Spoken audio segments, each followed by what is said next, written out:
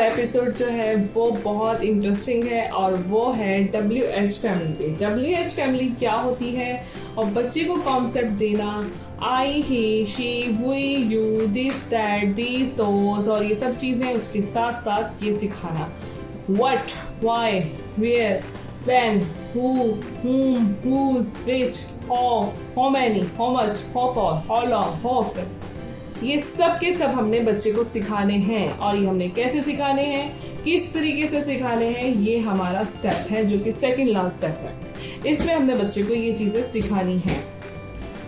हमारा आपको पता है कि चैलेंज चल रहा है 8 स्टेप्स और ये हमारा सेकंड लास्ट स्टेप है। इसमें हम लोग क्या करेंगे, बच्चे को WH फैमिली इंट्रोड्यूस करवाएंगे और उसके साथ साथ बच्चे को इसकी प्रैक्टिस करवाएंगे। कैसे करवाएंगे, बहुत अच्छे और आसान तरीके से करवाएंगे और किस तरीके से होगा वो मैं आपको बताती हूँ।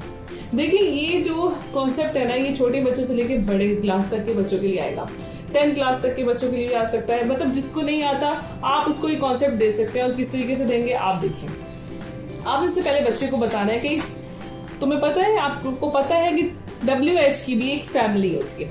WH की फैमिली होती है, इस तरीके से आप पेज पे लिख लें। आपने क्या किया, सबसे पहले आपने बच्चे को बताया कि WH में सबसे पहले हमने क्या है, व्हाट क्या, व्हाई क्यों, वेयर कहाँ। इस तरह आप बच्चे को रट्टे लगवाएंगे थोड़ा प्रॉब्लम होगा। हमने क्या करना है, इसको यूज में लेकर आना है। बड़ा बच्चा है तो आप उसको इसके मायने बता सकते हो, और जब छोटा बच्चा है तो हमने उसके साथ यूज करना है।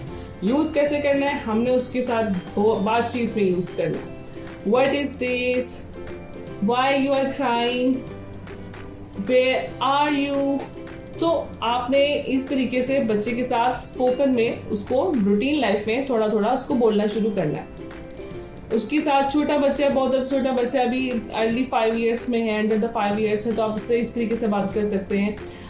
मैं ये नहीं कहती कि आप प्रॉपर इंग्लिश में बात करें। अगर आप उर्दू इंग्लिश मिक्स है, जॉइंट फैमिली में रहते हैं, तो आप बच्चे को डबल लैंग्वेज में प्रॉब्लम्स आ जाती है, तो आप उसके साथ क्या कर रहे हैं कि बीच में बैलेंस जो होती है ना, आप वो बोल सकते हैं। मतलब बैलेंस किस तरीके से बोले कि इंग्लिश भी हो, उर्दू भी हो, दोनों बोथ लैंग्वेजेस हो, लेकिन वो बीच उसके दोनों अल्फाजों का मिक्सचर होना चाहिए। आप उसको दोनों यूज़ करेंगे क्योंकि हमने विकेबलरी में भी इजाफा करना है, बच्चे के ज़ख़ीरा अल्फाज का इजाफा करना है, उसकी इंक्रीज द विकेबलरी कर रहे हैं हम लोग, उसको अल्फाज सिखा रहे हैं। उसके साथ साथ हम लोग उसको व्हाट, व्हाई, वेयर, जब ये चीज़ें भी साथ साथ यूज़ करेंगे तो बच्चे को कभी भी इसको मसला नहीं होगा, उसको यूज टू हो जाएगा उन चीज़ों का। तो आप लोगों ने ये अल्फाज जो है बच्चे के साथ आम रूटीन में यूज़ करने हैं। और उसके साथ साथ ये भी how many, how much, how for, ये सब अल्फाज जो हैं आपने ये भी बच्चे के साथ यूज़ करने हैं। उसके साथ साथ आई, ही, शी, वी, यू, इसके लिए आपने क्या करना है,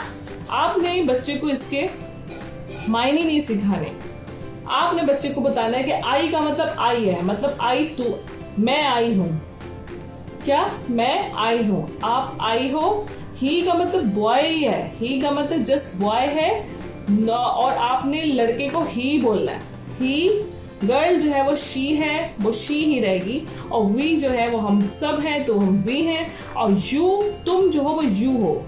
इस तरीके से मतलब होता यह है कि हम लोगों को भी ये प्रॉब्लम होती है कि जब हम लोग इंग्लिश बोलते हैं तो हम लोग उसके बेसिकली उर्दू में ट्रांसलेशन ढूंढ रहे होते हैं। आम रूटीन में भी आपने देखा है कि इंग्लिश बोलने की कोशिश करते हैं लोग मोस्टली, तो क्या होता है हम लोग ढूंढ के उर्दू को उसको ट्रांसलेट कर रहे होते हैं। दिमाग में हमारे उर्दू भी चल रही होती है, साथ साथ इंग्लिश भी चल रही होती है। बेसिकली हम दोनों को ट्रांसलेट करके जब चल रहे होते हैं तो हम कहीं ना कहीं गलती कर देते हैं और हम लोग थोड़े से कंफ्यूज हो जाते हैं, इंग्लिश बोलने में प्रॉब्लम हो जाती है। आपने शुरू से ही कॉन्सेप्ट ये देना है कि आई का मतलब आई है, ही का मतलब ही है, लड़का है, शी का मतलब लड़की है। तो आपने ये कॉन्सेप्ट उसके जहन में बिठा देना है। और उसके बाद दिस, दैट, दीज और दोस को क्या करना है कि दिस, ये चीज मेरे पास है तो ये दिस है, और अगर ये मुझसे दूर है तो वो डैट। तो आपने क्या करना है कि आपने बच्चे को क्या सिखाना है कि दूर है तो डैट है, करीब है तो दिस है, और दीज और दोस का कॉन्सेप्ट बच्चे को देना है। दीज जो होते हैं वो यूज होते हैं ज्यादा चीजें जब होती हैं, जैसा कि देखो अगर 1 पेंसिल है तो हम लोग इसको कैसे बोलेंगे, दिस इज अ पेंसिल। और अगर ये 2 पेंसिल्स हैं तो हम इसको कैसे बोलेंगे, बिल्कुल, इसके साथ आ का यूज नहीं होता। और उसके साथ साथ हमने बच्चे को ये भी बताना है कि अगर ये आपसे दूर रखी हुई है तो हम लोग इनको क्या करेंगे, those are pencils. I know इस वक्त आप लोग सोच रहे हैं कि पेंसिल्स तो नहीं है ये, लेकिन मैं जस्ट आप लोग को एक कॉन्सेप्ट दे रही हूँ कि इस तरीके से आप बच्चे को सिखा सकते हैं। उसको टॉय रखते हैं, उसकी जब बुक रख दें, तो एक बुक रखी तो दिस इज अ, और अगर ये दूर है तो दैट इज अ बुक। और अगर ये टू बुक्स हुई तो दूर हैं तो हम बोलेंगे दोज आर बुक्स। और अगर यह मेरे पास है तो मैं इसे क्या हम लोग इसको क्या कहेंगे, दीज आर बुक्स। इस तरीके से आप बच्चे को ये सिखाएं। उसके साथ साथ हमने बच्चे को क्या बताना है, उसको कॉन्सेप्ट देना है आ और एन का। अच्छा, आ किस में यूज होता है, कॉन्सोनेंट। और वोवेल्स में क्या आता है, एन आता है। किसके साथ, ए ई आई ओ यू, ए ई ओ आ। ठीक है, और बाकी सब कॉन्सोनेंट के साथ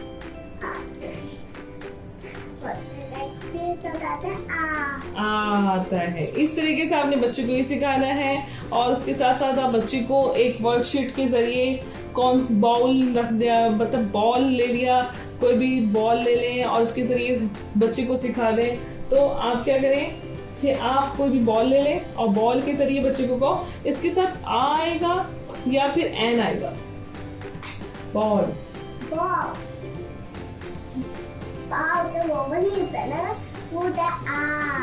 बिल्कुल। जो बॉल है वो शुरू होता है बी से, ब से, तो उसके साथ एन नहीं आता, उसके साथ आ आता है। Very good. इसी तरह आप बच्चों की टॉयज दें, टॉयज के जरिए आप बच्चे को सिखाएं कि अच्छा देखो अब ये तुम्हारा टॉय है, इसके साथ क्या आएगा, पेंसिल के साथ क्या आएगा, आ आएगा कि एन आएगा। इस तरीके से आपने बच्चे को ये वाला कॉन्सेप्ट देना है। इसी तरह आपने क्या करना है, बच्चों को ये सारे कॉन्सेप्ट दें और बच्चे को इस तरीके से सिखाएं। आई, ही, वी, यू, ये कॉन्सेप्ट तो आप बच्चे को स्टार्टिंग में ही स्टार्ट कर दें। जब बच्चा बिल्कुल अर्ली एज में है, स्टार्ट में, तो अंडर 5 इयर्स है, तो इस तरीके से आप उससे बात करेंगी तो उसको बहुत अच्छी तरीके से ये चीज़ें समझ में आ जाएंगी। और अगर 5 इयर्स से अबव हो गया, अंडर द 7 इयर्स है, उसको समझा के भी करेंगी। आप उसको समझाएंगी इस तरीके से। मैंने आपको एग्जांपल दी, बुक्स रखे, पेंसिल रखे, उसके टॉयज रखे। एक टॉय है, करीब है तो दिस आएगा, दूर है तो डैट आ जाएगा, एक है तो, और दो हैं तो क्या आएगा। इस तरीके से आप बच्चे को ये सिखाएंगी। उसके साथ साथ आपने ये कॉन्सेप्ट अच्छी तरीके से उसका हो जाए तो आपने फिर ये चीज़ें जो है उसके साथ स्पोकन में शुरू कर देनी है। आपने कोशिश करनी है आप इनको खुद रूटीन लाइफ में उसके साथ बोलना शुरू करना है। Where are you going, why you are crying, what is this. और इस तरीके से आपने उसको यूज करना शुरू करना। तो क्या होगा कि बच्चे को ये सब चीजें कॉन्सेप्ट क्लियर होंगे और बच्चे को समझ में आएगा और उसको इंग्लिश बहुत अच्छी तरह से अंडरस्टैंड कर लेगा अंडर द 7 इयर्स। और ये बॉदर नहीं करता कि आपके घर में प्रॉपर इंग्लिश बोली जाती है या आप प्रॉपर इंग्लिश बोलते हैं। बच्चा प्रॉपर इंग्लिश मीडियम में जा रहा है, वहाँ पे स्पोकन इंग्लिश है कि नहीं है, ये सब चीज़ें सेकेंडरी हो जाएंगी। हम लोग उसको इस तरीके से यूज़ करेंगे तो क्या होगा, उसको रीडिंग राइटिंग में भी मसला नहीं होगा। लास्ट स्टेप जो है हमारा, वो आप हमारा देखिएगा लास्ट एपिसोड, उसमें हम लोग आपको बच्चे को कौन सा स्टेप लेंगे और बच्चे की ये चीज़ें मुकम्मल हो जाएंगी और किस तरीके से हम उसको यूज़ करेंगे। तो देखिएगा ज़रूर लिटिल स्टार कोऑपरेटिव लर्निंग पे।